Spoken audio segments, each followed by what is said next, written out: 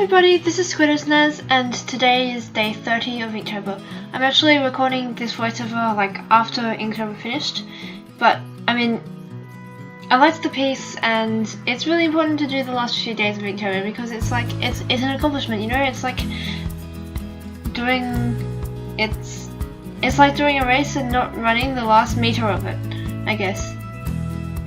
So it is on a bit late. I did do the drawing in time, I just haven't had time to do all the recording and such. But I hope you'll enjoy it. Anyway, so today's, well, the topic for day 30, to be more accurate, was found, and I did a person collecting gears. And the idea for this was actually inspired of my own collection because I collect washers. And if you didn't know, washers are they're kind of these flat little discs of metal, and they've got a hole in the middle. They look like a flat metal donut basically, and like they're used in like mechanical things because they go between the nut and the metal, so that the nut doesn't hurt the metal. I'm not sure if it's called a nut or a bolt, because I definitely don't know my stuff at all. Yeah. But in case you're wondering, that's what a washer is. I would have thought that would have been a pretty common thing for people to know what they were, but I mean, generally when I tell people I've got a washer collection, they'll just be like, what's a washer? And I mean, like, it's fair enough for people to be like, kind of like, huh? Anyway, because, you know, washers are kind of a weird thing to collect. And I mean, I know I could probably just go to like a hardware store and buy like a really, like a bag with 10 or 20 washers in it, but that kind of takes away the fun. So I actually just collect washers that I find on the street. Actually, my collection's extended to like nuts and bolts as well, and screws and nails. And like one time I took some copper wire and I kind of strung them together into this little sculpture thing. I want to do some more with that actually because it was kind of fun. But anyway, back to the actual topic. Basically, I did a person collecting gears because, I mean, washers, they're kind of just, they're not very pretty. I mean, well, I think they're pretty actually, that's why I collect them. But I mean, if you were to put them in an illustration, like, there's not really much scope for detailing it, I suppose you could say. So that's why I chose gears because, you know, like, I mean, they seem so simple, but there are so many different variations, but I generally just stick to three. Well, there's a few variations which I do with gears. So basically, the most basic one is it's just like one flat piece of metal, and then there are 3 spoke variations. So one of them is where it's just like kind of squares sticking out of the metal, and then one of them it's like squares but with curves in between, and the other it's like the little pointy things. So those are the variations of, and then there are different widths of spokes as well. But then sometimes you can do it on different levels, so you can have like a thicker piece and the spokes jutting out of the thicker piece. I can't talk, jeez. But being slightly thinner. And then if you want to add even more variation, you can do like spokes on the inside, like I've got on the I still can't talk. Jeez, what is wrong with me? On the middle gear on the person's hand. And I mean, I don't know how useful this information is to you, but anyway, that's how I draw gears. I actually generally just draw a few circles and take it from there.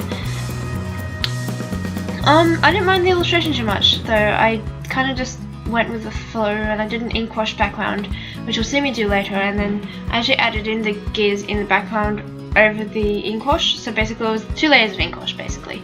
And I know, like, you can see the pencil drawing with gears right now, but, like, I ended up not following that at all, because basically once you do the ink wash, right, you can't erase the pencil anymore because the pencil is underneath the ink wash, so erasing the pencil is kind of illogical because, well, it won't work, basically.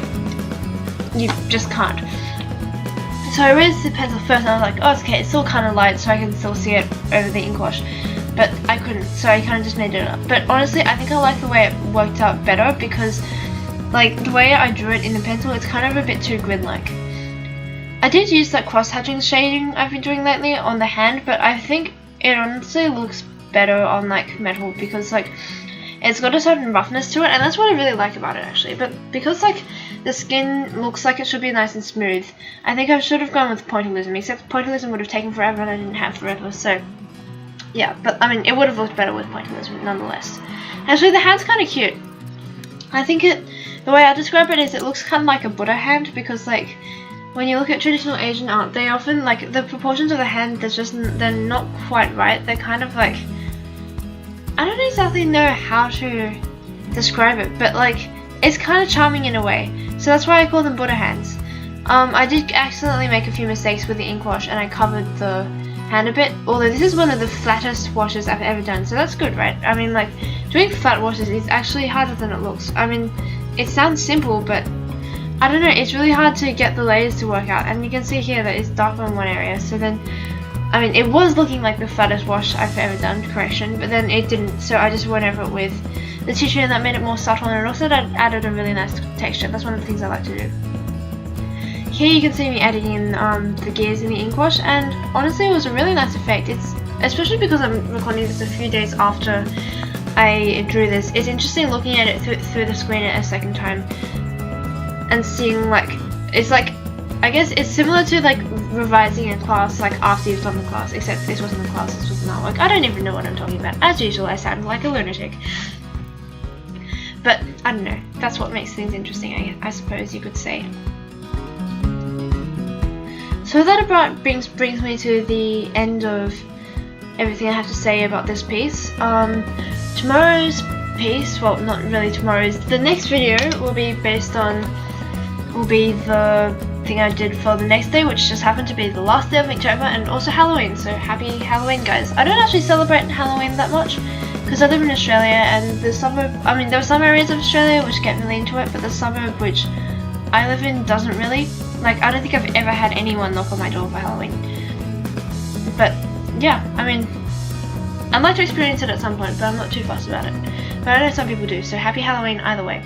Anyway, the next video's prompt will be masks, so I'll see you then. Thank you all very much for watching.